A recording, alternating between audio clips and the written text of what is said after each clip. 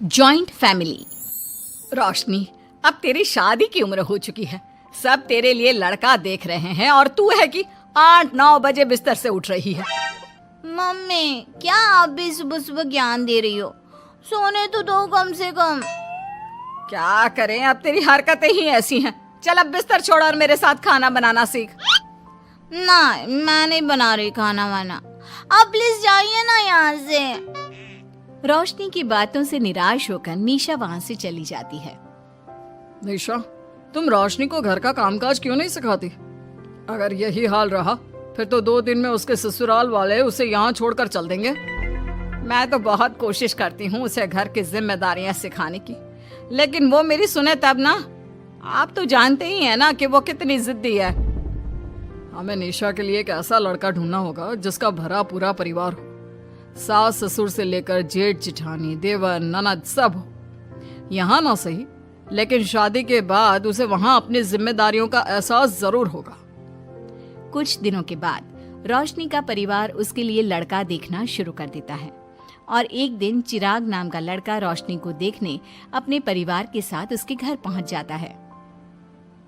देखिए भाई साहब, मैं पहले ही आपको बता देती हूँ, हमारा परिवार बहुत बड़ा है, इसलिए अगर आपकी लड़की हमारे घर की जिम्मेदारियाँ बिना ना नुकुर के उठा सकती है तभी हम ये रिश्ता पक्का करेंगे। अरे ये भी कोई बोलने वाली बात है बहन जी। हमारी रोशनी आपके पूरे परिवार को बैठे बैठे खिला सकती है, इतनी जिम्मेदार है मेरी बेटी। अगर ऐसी बात है फिर तो हमें इस रिश्ते से कोई आपत्ति नहीं है। तो फिर चट मंगनी पट ब्याह के बारे में क्या ख्याल है? हाँ बिल्कुल, शादी में देर किस बात की, 3 हफ्ते बाद ही शादी का शुभ योग है। अगर आपको कोई दिक्कत ना हो तो हम इनकी शादी भी 3 हफ्ते बाद ही करा देते हैं। अरे हमें इसमें कोई परेशानी नहीं है। इस तरह दोनों परिवारों में शादी की तैयारियां शुरू हो जाती है और कुछ ही दिनों बाद रोशनी की शादी चिराग से करा दी जाती है। शादी के बाद, बहू इनसे मिलो, ये है तुम्हारी दादी सास, ये बड़ी सास और बड़े ससुर, ये तुम्हारे जेठ, ये जेठानी, ये दोनों तुम्हारे देवर और ये इस परिवार की सबसे छोटी बेटी सिमरन, यानी कि तुम्हारी ननद है। परिवार में इतने सारे लोगों को देखकर रोशनी का सर चकरा जाता है। वो अपना सर पकड़ लेती है और मन ही मन सोचने लगती है, हे भगवान, ये किस जन्म का बदला लिया है आपने मुझसे?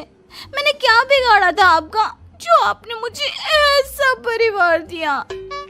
बेटा, किस सोच में पड़ गई तुम? और कितने लोग हैं आपके परिवार में? बस हम इतने ही लोग हैं बेटा, ज्यादा लंबा परिवार नहीं है हमारा। अब इससे लंबा और कितना बड़ा परिवार होगा आपका? ये ससुराल कम चिड़ियाघर ज्यादा लग रहा है। कुछ कहा क्या तुमने बेटा? नहीं मम्मी जी, वो मैं बहुत थक गई हूँ, तो क्या अब मैं सोने जा सकती हूँ? हाँ क्यों नहीं बहू। चिराग, बहू को अंदर कमरे में लेकर जा। जी माँ। चिराग रोशनी को अंदर कमरे में लेकर जाता है। चिराग, मुझे यहाँ नहीं रहना, मुझे अलग रहना है। ये तुम क्या बोल रही हो रोशनी? अभी तो आई हो तुम और अभी अलग होने की बात कर रही हो? परिवार वालों को पता चलेगा तो कितने दुखी होंगे वो लोग। मुझे नहीं मतलब किसी से, और इसे तुम परिवार कहते हो? ये परिवार कम कोई गली मोहल्ला ज्यादा लग रहा है। रोशनी, अभी तुम नई हो इस परिवार में, इसलिए शायद तुम्हें ऐसा लग रहा है। कुछ दिन में आदत हो जाएगी तुम्हें। चिराग की बात सुनकर रोशनी अपना सर पकड़ लेती है। आपको समझाना तो दीवार में सर पटकना है। मैं सो रही हूँ, लाइट ऑफ मत करना, मुझे अंधेरे में नींद नहीं आती। इतना बोलकर रोशनी बिस्तर पर लेट जाती है। रोशनी को देखकर चिराग का मुंह खुला का खुला रह जाता है। वो भी पैर पटकते हुए बिस्तर के दूसरे कोने में अपना मुंह मोड़कर सो जाता है। अगले दिन, देवरानी जी, आप उठ भी जाइए, सुबह के 6 बज चुके हैं। सोने दो ना मम्मी, क्यों परेशान कर रही हो? देवरानी जी, मैं आपकी मम्मी नहीं जेठानी हूँ। सुबह सुबह क्या मजाक है मम्मी? इतना कहकर रोशनी अपनी आंखें मसलते हुए उठती है और अपनी जेठानी को देखकर चौंक जाती है। दीदी आप यहाँ? पिछले 1 घंटे से तुम्हें उठा रही हूँ, लेकिन तुम हो कि अब उठ रही हो? लेकिन अभी तो सिर्फ 6 बज रहे हैं, आपने मुझे उठाया क्यों? वो इसलिए क्योंकि आज तुम्हारे इस घर में पहली रसोई है, तो खाना आज तुम्हें ही बनाना होगा ना। क्या? मुझे पूरे मोहल्ले के लिए खाना बनाना पड़ेगा? नहीं रोशनी, तुम्हें पूरे मोहल्ले के लिए नहीं, सिर्फ परिवार के लोगों के लिए ही खाना बनाना है। आपका परिवार किसी मोहल्ले से कम है क्या? कुछ कहा क्या तुमने?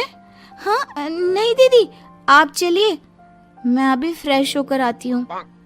आरती वहां से चली जाती है, जिसकी थोड़ी देर बाद रोशनी भी रसोई में जाकर मजबूरी में सबके लिए खाना बनाने लगती है। पूरे 2 घंटे मेहनत करने के बाद उसका खाना बनकर तैयार होता है। वाह बहू, खाना तो बड़ा स्वाद बना है। सच में बहू, तुमने भले ही बहुत देर लगाई खाना बनाने में, लेकिन खाना बहुत स्वादिष्ट बना है।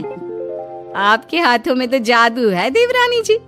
मैं तो कहती हूँ अब से रोज आप ही खाना बनाया कीजिए, क्यों मम्मी जी?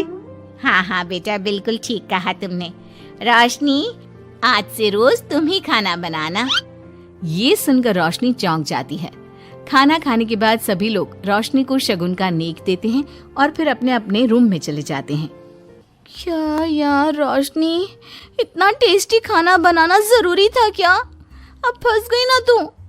ये सब माँ पापा की वजह से हो रहा है, उनके कारण मुझे ये सब झेलना पड़ रहा है। रोशनी गुस्से में अपने रूम में जाती है और अपनी माँ को फोन मिलाती है। मम्मी, मैं आपको कभी माफ नहीं करूंगी। आपने जानबूझकर मुझे इतने बड़े परिवार में भेजा है, जहाँ मुझे सांस लेने की भी फुर्सत नहीं है। हमने ये सब इसलिए किया ताकि तू अपनी जिम्मेदारियां निभाना सीखे। अब मायके की तरह ससुराल में भी अपनी जिम्मेदारियों से मुंह मत मोड़ लेना। मुझे नहीं रहना माँ यहाँ। इस घर में जितने लोग हैं, उतने तो हमारे गली मोहल्ले में भी नहीं थे। माँ, मैं आपसे आपकी सारी बातें मानूंगी, पर प्लीज मुझे यहाँ से ले जाइए। बिल्कुल नहीं, अब से वही तेरा सब कुछ है। वहां से भागने के बजाय अपनी जिम्मेदारियां पूरी करना सीख, इससे हमें भी थोड़ी खुशी मिल जाएगी। माँ की बातों से निराश होकर रोशनी फोन काट देती है, जिसके बाद उसकी नजर नेक में मिले पैसों पर पड़ती है और वो फटाफट से बिस्तर पर बैठकर पैसे गिनना शुरू कर देती है। अरे वाह, ये तो पूरे 25,000 रुपए हैं। किसी ने भी 5100 से कम का नेक नहीं दिया। चलो अच्छा है, कुछ तो फायदा हुआ इतने बड़े परिवार में शादी करने का। अब इन सब पैसों से मैं अकेले शॉपिंग करूंगी, बहुत मजा आएगा। शॉपिंग के बारे में सोच सोच कर ही रोशनी अपने बिस्तर पर कूदने लगती है। उसे बिस्तर पर कूदता देख सभी लोग चौंक जाते हैं। भाभी, आप ऐसे क्यों उछल रही हो? छोटी बच्ची हो क्या? अपनी ननद की बात सुनकर रोशनी का मुंह खुला का खुला रह जाता है। थोड़ी देर बाद रोशनी घर में बिना बताए शॉपिंग के लिए निकल जाती है और शगुन में मिले पूरे पैसों को शॉपिंग में उड़ा देती है। शाम में, देवरानी जी कहाँ गई थी आप? जानते हैं सब आपके लिए कितना परेशान हो गए थे। कम से कम आपको बताकर तो जाना चाहिए था ना। सॉरी दीदी, मैं आप लोगों को बताना भूल गई। वैसे इतने सारे बैग किस चीज के हैं? तुम शॉपिंग करने गई थी क्या? हाँ दीदी, वो आज नेक में इतने सारे पैसे मिले थे ना, तो मैंने सोचा क्यों ना मैं उन पैसों की शॉपिंग ही कर लूं। अरे वाह, ये तो बहुत अच्छा सोचा तुमने। मम्मी, पापा, सिमरन, देवर जी, सब बाहर आइए। देखिए रोशनी हम सब के लिए क्या लाई है। रोशनी कुछ समझती उससे पहले ही वहाँ सब लोग आ जाते हैं। क्या हुआ आरती बहू, क्यों चिल्ला रही हो? अरे देखिए ना माँ, रोशनी हमारे लिए शॉपिंग करके आई है। वो देखिए रोशनी हम सब के लिए कितने कपड़े लेकर आई है। आरती की बात सुनकर रोशनी के पैरों तले जमीन खिसक जाती है। उसके मुंह से एक शब्द तक नहीं निकलता। सच में भाभी, आप कितनी अच्छी हो। बेटा, हम सबके लिए तुझे खरीदारी करने की क्या जरूरत थी? अभी तेरी नई नई शादी हुई है, तुझे अपने लिए लेना चाहिए था ना। एक काम कर, ये सारे कपड़े तू ही रख ले, किसी को कुछ देने की जरूरत नहीं है। चलो कोई तो समझदार है इस घर में। वाओ भाभी, कितनी सुंदर ड्रेस है। ये शॉर्ट ड्रेस मुझे पता है आप मेरे लिए ही लाए होंगे, है ना? इसे मैं रख लेती हूँ। माँ, रोशनी इतने प्यार से सबके लिए कपड़े लेकर आई है, हमें मना नहीं करना चाहिए। तू सही बोल रही है बेटा, उसका मन रखने के लिए मैं ले लेती हूँ 1-2 साड़ियाँ। रोशनी झूठी मुस्कान लिए खड़े होकर सब देखती रहती है।